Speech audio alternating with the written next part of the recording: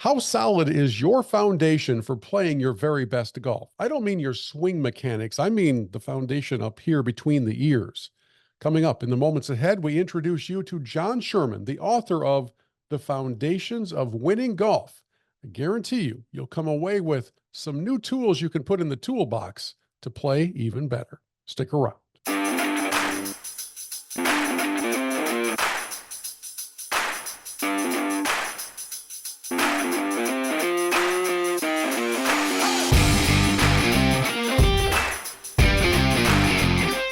I have been excited about this conversation for quite some time because I have appreciated and enjoyed the work that Jon Sherman puts into his golf instruction, his golf philosophy. And I think this game is certainly challenging enough in real life version, but it's even more challenging to try to explain how to get better at it in written form. That takes a special kind of communication gift.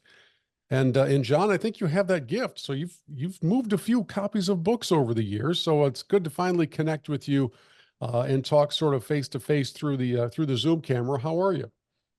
Thank you, Bill. Appreciate the kind words. Nice to be on the show. And yeah, I it's taken a while, but I think I've developed a little bit of a style in writing that resonates with a few golfers, but certainly didn't happen overnight, as you would assume.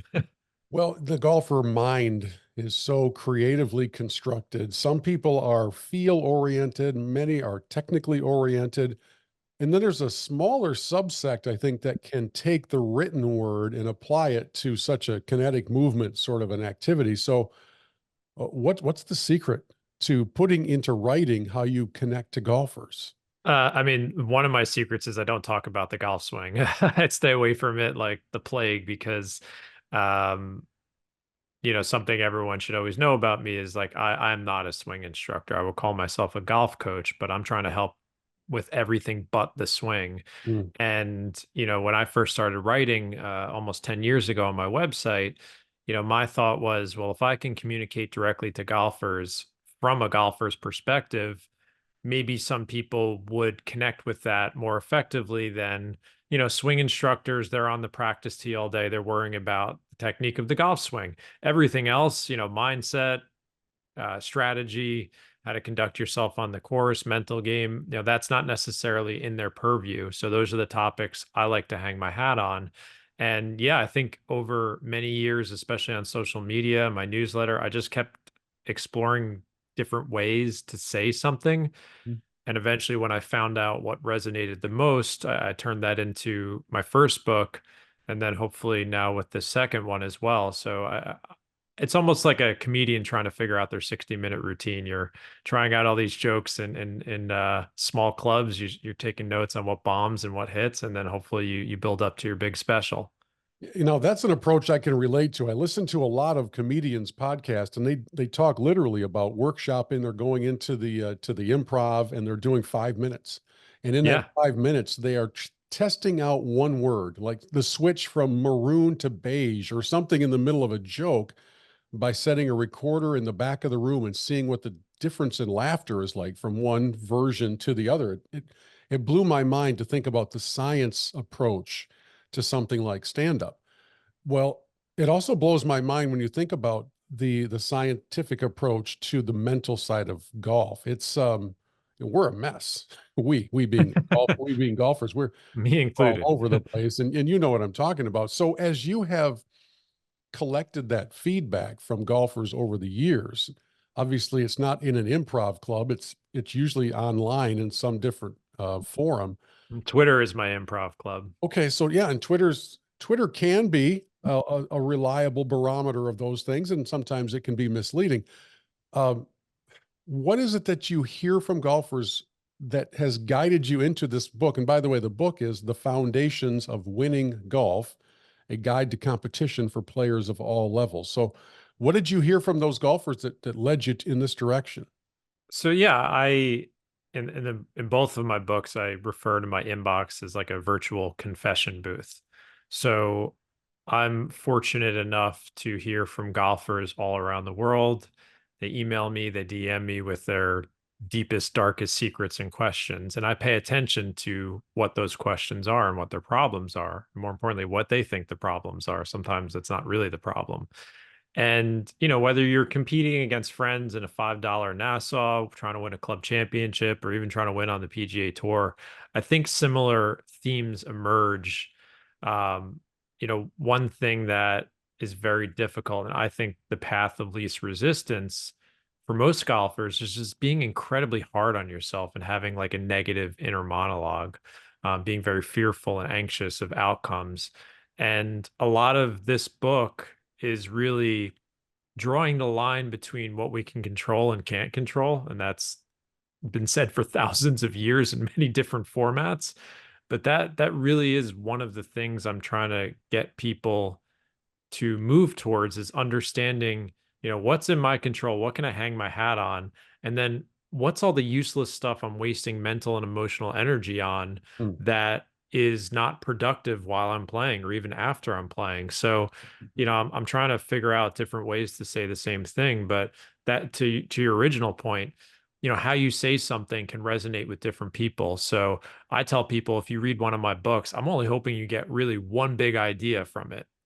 I might give you 100 or 200 ideas, but if you get one big idea from it and you come away and like, wow, I'm really going to work on this, then I think it's valuable, because that's how I view reading books myself. Yeah, and how many parts of life would be vastly improved if we only spent mental energy on the things we can control, right? So we have as humans, we have this psyche that is, I don't know, it's divinely inspired, but it's also divinely confusing because we often spend so much of our angst and our stress and our time on things that we literally can't do anything about. We have Yep. absolutely no chance about it. And in golf, I think it's magnified 10x. Whether it's the guy I'm playing with is playing so well, I'll never beat him. Well, you can't play defense in golf, so why does his performance matter? To uh, the self-convincing that I cannot hit this shot over this hazard. I just can't do it. And then you step up and you're shocked when your ball does go in the water. So I know you've taken these things in all sorts of different directions. You start with the idea of the definition of winning. So let's work through that a little bit, if you would, John, and give us a feel for what it means to even be in the right mindset when we're heading to play. So I think, when people see the title of the book, they're assuming, winning in the literal sense. Yeah. But I try and make it a double entendre, have multiple meanings, because of course our goal when we compete, whether that's against friends, uh, in match play, tournaments, whatever the format, of course you want to win. That's obvious. Like, that's why we compete. And I absolutely want to help people win. But you have to be realistic about your chances. As you get deeper into competition, your chances to win in a literal sense decrease. If I'm teeing it up in a stroke play tournament with 150 other golfers, me stepping up on the first tee saying I'm going to win this thing, well, that my chances are a bit lower versus if I'm playing a match versus a friend. So I try and give people a healthy understanding of like, what is the goal with winning. And what I'm more concerned with, and what I think is more fulfilling and fun, is finding other ways to win. Finding all those things that are within your control, those habits, those mindsets that you can kind of create these own boxes that you can check off every single time you play and feel good about them, and know that, I'm working towards something that's giving me fulfillment in life. Most of the people who read the book are not competing for a living. And I view golf as one of the greatest life teachers and one of the greatest hobbies that we can have. And I want to make sure that people are successful and feeling like they're winning on their own terms. There's the competition against yourself and there's the competition against other people. And I think there's multiple chances to win in that sense. And I do try and explore that. And again, not everyone will gravitate towards certain concepts, but if you find one example of like, hey, that would be a big win for me if I can set appropriate goals and feel like I'm working towards something bigger. Well, that just was a big mindset shift for me. How big of a factor in the mental approach to this game is the concept of embarrassment, or I guess embarrassment slash ego pride, right? Because it's all kind of connected together. So Absolutely. what have you seen in your feedback, in your petri dish of Twitter feedback, and the other things that you've researched for that embarrassment factor? Yeah, I think that's one of the top questions I get is, what are my playing partners thinking of me? Like, what will my friends think of me if I post this score? And I have those feelings as well. Like, I try and I share some anecdotal stories. Like, for example, I got into the US Mid-Am last year, which was a huge achievement for me. Yeah. And I had a lot of people, I knew a lot of people were supporting me from my golf club, people who followed my everything I do online, and they'd be watching the leaderboard. And I played great the first day. And the second day, the wheels came off a bit. I just struggled. And I remember going to my buddy Will, who was caddying for me. I'm like, after the rough start, I'm like, man, this is tough. I'm embarrassed right now. I know all these people are watching my score and they're like, and I knew that was my irrational brain speaking. I just kind of wanted to let it out. And then I came back from it. But, everyone gets embarrassed. I refer to something called the spotlight effect in the book, which is like a true psychological phenomenon where you think people are paying way more attention to you than they really are. Yes. And they're not. So if you're playing in a group and you're not playing well, people notice you losing your temper or talking about how bad you're playing. But if you just kind of keep your mouth shut and go on with your business, most people don't even know what your score True. is, especially in a competitive context, because we're so focused on ourselves. So that's one of the things I tell people is like, no one cares as much as you think they do, and they're not paying attention. So if you can remove that burden and free yourself from that, it kind of opens you up to playing a little bit more freely and being in a more positive mindset. Oh, I'm so glad that you said that. It brings very freshly to my mind something that one of my heroes and one of my mentors said. He's passed away a few years ago, but I used to work on staff at a summer camp in the Upper Peninsula of Michigan. And he was the director, he was the founder of the camp. And he would play softball every day so that he could stay in contact and in touch with the kids who were there for their week of camp. And invariably every week you would have a kid who would do something poorly. I don't know if you strike out or get out or whatever. And this kid would be enraged. He would just be ticked. He didn't know how to handle that failure. And he would be making quite a spectacle of himself. And my hero, Billy Walker, would, I can't even tell you how many hundreds of times I saw it happen, but he would walk over, put his arm around the kid, and he would say, "Young man, there are over 6 billion people on this planet who don't even know we're out here today. So enjoy the sunshine and know that it's going to be okay." I take that, I've had that echoing around in my bald head for decades since I first was introduced to that perspective.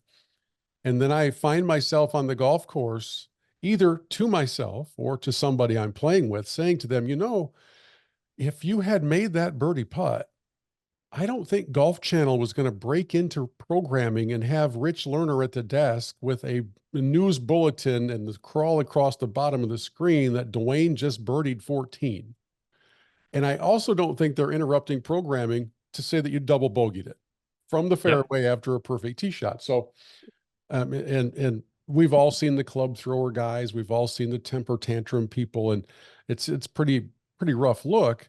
So the perspective that you shared is so spot on with that. We've just got to kind of back out to the 30,000-foot view and realize there ain't nobody who really cares. So Yeah, take a relaxment here. it is fascinating to me.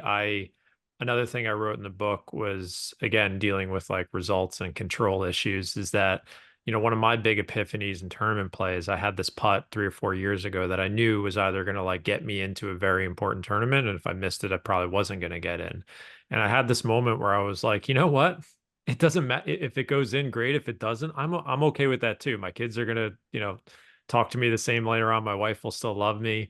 And when I finally in that moment was okay with either result, I had more of a peace come over me. And I did make the putt. It wasn't the reason I made the putt, but it helped. It was kind of an important realization. And quite honestly, I think, I work with a PGA Tour player, and that's a lot of what our discussion is that, I texted him, he had a chance to win last week, and I said, beware of the golfer who is open to all possibilities and okay with all possibilities. And he was okay with not winning. And we felt, that strategy, his openness to everything is going to lead to better results in the long term, not just on that day. And I think that's where, a lot of power comes in golf when you let go. And that's really hard to do. You don't ever really do it. Of course, we worry about putts going in and hitting balls out of bounds and staring at the hazards and worrying about hitting it there. But the more often you can kind of let go of that and just be open to the fact that you might hit it in the fairway, you might hit it in the water, that's when you're heading in the right direction. Man, I can think of so many instances where I have miserably failed this litmus test. So, you talk about moments of competition, and it's like 15 years ago, but I'm telling you, John, it is as fresh as if it was yesterday for me. And, I have and, those and feelings too. yeah, because golfers carry scars with them longer than Oh, they yeah. carry celebration. We don't celebrate enough the things that we did really well. Instead, we tend to dwell on the times that we didn't. And I'm playing in an event that nobody cares about, but it's a golf association of Michigan event, net amateur or something like that, a bunch of years ago, 2 days. Uh, First day I'd done fairly decently. I'm about a 6, so that'll give you an indication of where I am. Second day, got off to a decent start, and then somewhere midway through the round, I, for some reason, hit 7 consecutive grounders. I don't do that. I'm a big boy. I can get the ball to go in the air. It just makes no sense. And you all of a sudden you're reeling, you're spinning in this weird vortex of nothing makes sense. And how do I even move the club back 4 inches, let alone a full swing? And I remember getting to the end of that round, basically, in some way, shape, or form, apologizing to my playing partners slash competitors. I turned in my scorecard. I took off my golf shoes. I walked them over to a dumpster in the parking lot of this very nice club. I threw them in the dumpster, and I don't believe I touched the club for like the next 2 to 3 weeks. I was completely done with the stupid game. This is, 15 years ago, because because I didn't have the foundations of winning golf in my hands. So way to go, you're a little bit late. But because I had lost that perspective. And I cannot imagine that I'm the only one who at some point in my playing life has struggled with that side of it. So I really like that part. I've also found, John, that golfers almost need an audience to vent, even though none of us wants to be in that audience for the other guy. Nobody wants to hear me describe the 7 grounders. Nobody wants to hear the guy who shot 78 tell you how it should have been 73 and walk. Nobody wants to hear any of that. But have you found that golfers they need somebody that they can just let it all out to? Yeah, I think there's two ways I would look at that. Is one, of course, it feels good to vent to your peers who understand what it's like, and you kind of have that shared joy and misery with the game. Like we all understand. Like, yeah, I could have shot a 73 today if I didn't three putt on the. Of course we all have our stories. No, right. But what I think is important is that if you're more serious about getting better, um, you do have to kind of draw the line with not blaming too many external things and taking more responsibility for what's within your control. So, for example, I've done this before a million times where like I've complained about playing partners or the conditions of the course, um, about were the reason why I shot the score I did. And I think that's an easy trap to fall into as a golfer because we love to commiserate in these groups and say, oh, it was, you know, anything but me.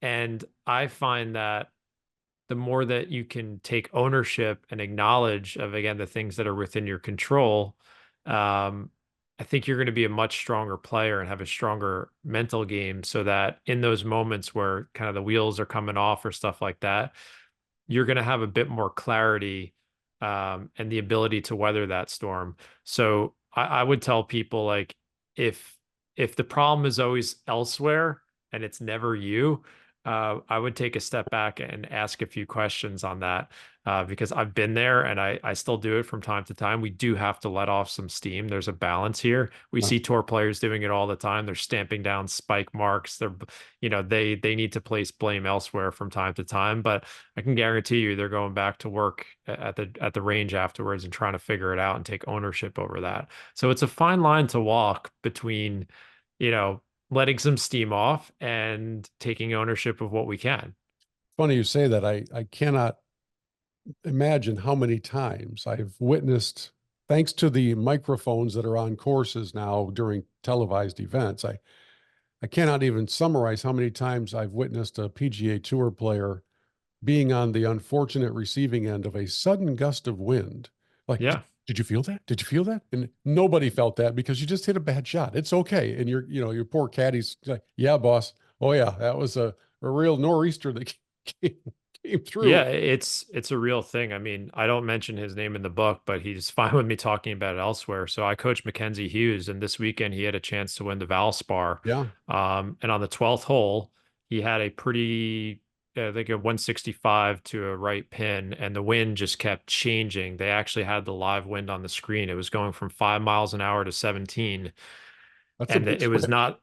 not the direction that it was supposed to be in the whole day. So they backed off the shot the few times, and they're like, okay, it's a 9 iron. And the second Mackenzie stepped up to the ball, the wind went up to 17 miles an hour, and the ball took off, went into the back of a bunker on a downhill Yep. slide. He was just With totally nowhere to dead, go. Yeah.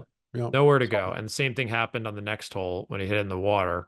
And we talked about that, and he accepted that it was a bad break, but he fought after that. He was one under par. That unfortunately ended his chance of winning the tournament, but in the past, he probably would have not forgiven himself for that mistake. And he hung in there and was one under for the rest of the round and finished in third. And we know that'll serve him better in the future. And I think all golfers can learn from that is that, he took that punch, he hit the shot he tried to, and the wind just totally destroyed it. And unfortunately, Peter Malnati, if people were watching that, he hit a shot that on the same hole where he immediately was like, oh no. And the gust of wind helped him, and he hit it to 20 feet and he knocked in the birdie. So unfortunately, this is what happens when you compete. There's things that are going to happen to you and to your competitors that are just totally out of your control. And the more you ruminate on them and scold yourself for those things, you're not going to progress and grow as a player, as hard as that is to do. So, yeah, it can be. I acknowledge that a lot in the book. There's a lot of moments where you're like, God, that just sucked, and you have to let it go. Yeah. And for all of us, when we have those moments that are just kicks in the teeth, they don't usually cost us 300 grand or whatever. Yeah, Right. So there's it even was a this, lot of money. yeah, there's this extra layer. And I was watching Mackenzie, and I remember when I saw that shot on the downslope of the bunker, um, one of the broadcasters said, I think Oberholzer said, there's nowhere to put this. He's got Yeah, he's nowhere. dead. And There's that no, was the third or fourth bad lie he had gotten in the bunker that yeah, day. It wasn't the first one, but he he texted me afterwards. He's like, "That's the way it goes." yeah. He was accepting of that. Well, there's something about being the thrill of the hunt and being in contention that can also propel you to practice harder and to develop that thicker, tougher skin in those moments. And I love your concept about setting goals. You talk about in the book. Uh, I'm always intrigued. And in fact, you're the one that I've been wanting to ask this question to. Which brand of golfer generally has a more volatile reaction to negative outcomes on the golf course? Is it the guy or the lady who has practiced hours and hours and hours and hours and hours and hours and hours on the range and on the short game area to get that flop shot down or to work on their bunker game? And then when the heat's on because you got 3 50-cent skins on the line, you blade it into the pond. So that's version A of the golfer. And their expectations obviously were set quite high because of all the practice they had put in.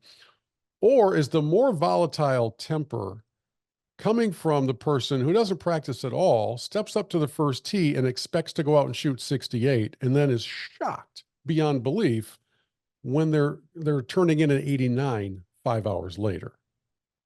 Yeah, I think I'd put my money on golfer B. Both of them can have mismanaged expectations in those scenarios. But yeah, you if you are putting in the right kind of work, I think you can have higher expectations, but still understanding that, no matter how good I get at this, it's still in the cards that I'm gonna chunk it or blade it into the bunker. I mean, we even see tour players doing that. I kind of sent out a funny tweet the other day saying, I have this when a tour player mangles a straightforward chip shot, it almost makes me feel better because it's Right. like, well, It if they does. they can do it and look at all the practice they're doing, and like, why am I getting so angry at myself when it happens to me? Yep. So yeah, I think in terms of goals, I make the distinction between external and internal goals in the book.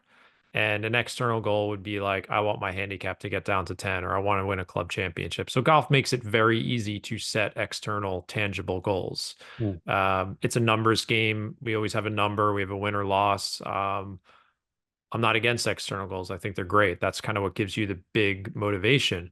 But if you don't have the right mixture of internal goals, which are smaller, more controllable, and when I talked about checking off the boxes earlier, that those are really the internal goals. So when I tee up in a tournament, I have a few goals for myself. I'm not giving up. I don't care if I'm 20 over par or 3 under par. I'm going to step up to every shot, go through my routine, pick an optimal target, and live with whatever result happens. I know if I do that in every round, 95 plus percent of the time, I'm going to grow as a player. I'm committing to, having hopefully reasonable reactions to shots and not having that disbelief if I pump one out of bounds and just saying, well, you know what, that happens. I of course want to hit the fairway, but I have to also be able to have somewhat of a neutral reaction to shots I'm not happy with, because if I internalize them more and they kind of hang over me for the rest of the round, then I'm not going to play as well. So I think I challenge golfers to the external goals are easy to set, and you obviously want to have reasonable ones. So if you're telling me you're a 10 handicap and you want to qualify for a US amateur, I'd say, well, that's ridiculous. Right. Right. They have to be reasonable. Or let's say it's a handicap goal. If you want to go from a 15 to a 10, I'm like, great. Now let's break it all apart and, do some introspection into the different parts of your game that need work, and set a list of, habits and goals that you can achieve, whether it's how much time you're practicing, uh, maybe keeping track of stats, stuff like that, stuff that you can feel good about and that you're making progress. And we know this, like humans know this, like if you want to lose weight, if you want to save more money, like we know the right things to do. It's doing them that's the hard part. So I think, having that blend between the right external goals and internal goals, especially for competitors, is so crucial, because if you don't, you're just going to be fighting against yourself all the time. Is essentially what happens. The idea of a quick fix culture is everywhere. We understand that. So it is. Hey, I need to lose 20 pounds. John, meet me at Golden Corral, right? That's not really how it's going to work. And at the same time, in golf, it's difficult for amateurs, for people who are working for a living, who have other lives, it's very difficult to find the time to put in that's required in this game. You cannot get better at golf without putting in the time. It doesn't just naturally occur unless you are the rare freak of nature. So the realistic setting of expectations is so vital to all of that. Like you said, you're probably not going to go from shooting in the mid 90s to winning your club championship this year. But what if you could take baby steps? What if you could now break 90? What if you could get it to the mid 80? What if you could get under? But these things are going to take time. So in the concept of the foundations of winning golf, what would be your recommendation for getting somebody started on the journey to improvement, so that they can actually check off some boxes of accomplishment as opposed to just beating their head up against the wall time and time again? Yeah, I think it can take multiple forms. So, um, let's say you were that more beginner type player, and you're saying like, okay, I'm going to start competing more. I tell people having the mindset of being out there to learn can be really important, because if you go out there with not a lot of experience and you're expecting to perform, And I did this too earlier in my competitive journey. I just expected too much of myself. And if you go out there with like a learning mindset, you're saying like, I'm gonna see what happens today. I'm going to pay attention to like what thoughts are going through my head, um, targets I'm selecting. Uh, I'm just gonna see what happens, and then afterwards we're gonna take a look back on it and ask the right questions and see what happens here. I think going on the course with that mindset gives you a lot more patience with yourself versus if you went out there and said, "Ooh, I got to shoot 74 today." You know, Especially hard when you say to yourself, all right, all I got to do is be 3 under through the first four. yeah, no I'm problem. not going to hit any balls beforehand. I'm going to roll up there 7 minutes before my tee time. I'll meet the guys in the pro shop, and then I'm going to be on. And you're shocked when you're 5 over through four, and you think Yeah, it's ruined, right? So it's yeah. realistic So expectation and giving yourself a chance to succeed. this is a big game of like disassociating yourself from results because like every shot, every hole, every round, we get all this like instant feedback. And if you don't have something that you're working towards that is outside of that result, then all you're going to do is think about the result, saying like, well, if I don't make this 7 footer on the fifth hole, I'm done here. Like I have no chance of making the cut. It's over. And a lot of golfers play with that mentality. And I feel that pressure too sometimes. I'm not immune from this stuff. But if you stood over that putt and say, okay, I'm going to go through my routine, have the right intention here, and just try and hit a good putt, if it goes in, great. If it doesn't, like we're just going to move on to the next hole and see what happens there. Like that's a healthier way to approach these things because I don't know any golfer who can play well with results like in the forefront of their mind all the time. We have to find perspective shifts to like push them further back. And if you had a list of things that you were trying to accomplish in the round, outside of the results, that makes it easier to put your attention there. And I'm not the only one talking about this. Mm. Thousands and thousands of great competitors and great golfers figure this out on their own terms. It's different but the same for everyone. Like they find different ways to make this happen. Like for me, like on the putting green, I play songs in my head. As crazy as that sounds. Not earbuds in your ears, just songs No, in your I head. have a song that like kind of gets stuck in my head and I get myself into this trance where I'm like I'm going through my read and my intention is all about speed. I'm not thinking about my putting stroke and I'm not thinking about trying to make it. I've kind of put myself in this like um different world where I'm just like kind of going through this thing and I'm going to see a target and react to it athletically. Some of them are going to go in, some of them won't, but I can tell you I'm a hell of a better putter over the last 5 years with that mindset versus me standing over it and saying, don't pull this one, don't push it. And it's not to say those thoughts don't ever go through my head, they do. But if I can place my intention and focus elsewhere and experiment with what resonates with me, that puts me in a better position to succeed when the pressure inevitably comes. Back me out a little bit to the story that leads to Jon Sherman loving this game of golf. When did that part start? Because you can't do what you're doing without having a lifelong love affair with this crazy game. So what's the backstory here? I mean, similar to other people, like I grew up playing a ton of different sports, baseball, basketball, hockey, everything. I loved sports as a kid. And I went to my grandmother's house a lot when I was younger. We were very close. And I went into her garage and there was like an old, I didn't really know my grandfather. He had passed when I was very young.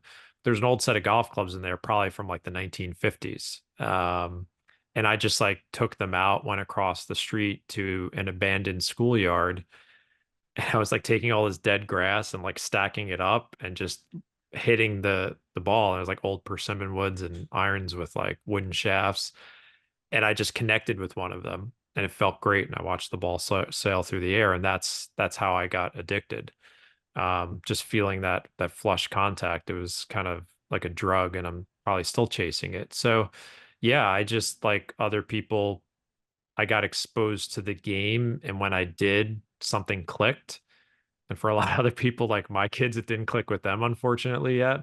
But it clicked with me. And, that was when Tiger was just about getting started in pro golf. So yeah, I grew up in a time where it was fun to watch him do what he did. And I became, deeply passionate about the game. And I had a lot of downs too. I talk about that in my first book, like struggling with my temper as a junior golfer in my 20s and not enjoying the game and having really bad expectations and not putting in the right kind of work and expecting too much of myself. So a lot of what I discussed the last 10 years was kind of like reminders to myself and almost like a rehabilitation process for me to enjoy the game and play better. Hmm. But yeah, I just fell in love with it like that first day. Well, you've been blessed with the gift of communication and also the passion that is required to do something like this. Folks, you do not just sit down and hammer out a book like in an afternoon. You might be able to sketch out the broad strokes, but you are not hammering out a book without being fully committed and fully immersed in it. So I would encourage all of you to check out The Foundations of Winning Golf. And John, you've done a great job with it. Appreciate the insight, and hopefully, Thank you. when book number 3 comes out, we can connect again. And if you ever make it to my part of the world, let me know. We'll go tee it up, and you can show me how in real life you demonstrate the concepts of the book. Well, I'd love to take you up on that because I am desperate to play a lot of the amazing golf courses I know you guys have in Michigan. I have some friends who are from there and I've seen the pictures and man, you guys have that area. I'd love to go to Michigan and Wisconsin and explore all those courses. You would not want to leave, so maybe pack a few extra items, maybe throw the kids and the family in the car because when you do, it's pure Michigan. You'll want to stay until about Yeah, mid-February. I've had some Lake Michigan experience, not lake like smaller lakes in Michigan experiences in summer. It was yeah, I was very jealous. I'm a New York guy. We have the ocean here, but the lakes, I think I prefer the lakes to be honest. Well, it's great to meet you. Thanks for the time and for the insight and for the work. Foundations of Winning Golf, Jon Sherman, and we'll Thanks, see you Bill. down the road.